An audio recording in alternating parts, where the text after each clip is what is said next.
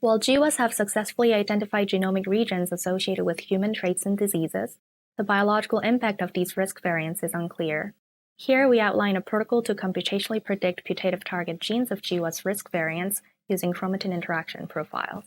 Oftentimes, identification of risk genes is the first step to understand disease mechanisms and allow for novel therapeutic approaches. We hope that the results of this work could eventually lead to find novel strategies to diagnose and treat Alzheimer's disease.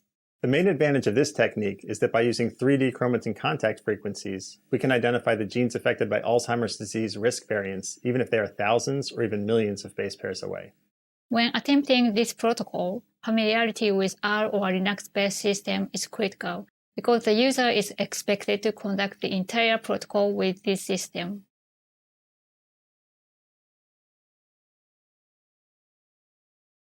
To perform this computational protocol, refer to the code in the text manuscript or on screen.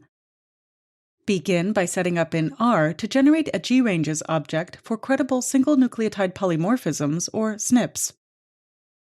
For positional mapping, set up in R, then load the promoter and exonic region and generate a GRange object.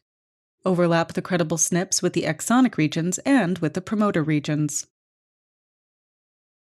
To link SNPs to their putative target genes using chromatin interactions, load the Hi-C dataset and generate a GRange object. Overlap the credible SNPs with the Hi-C GRange object, and compile AD candidate genes defined by positional mapping and chromatin interaction profiles.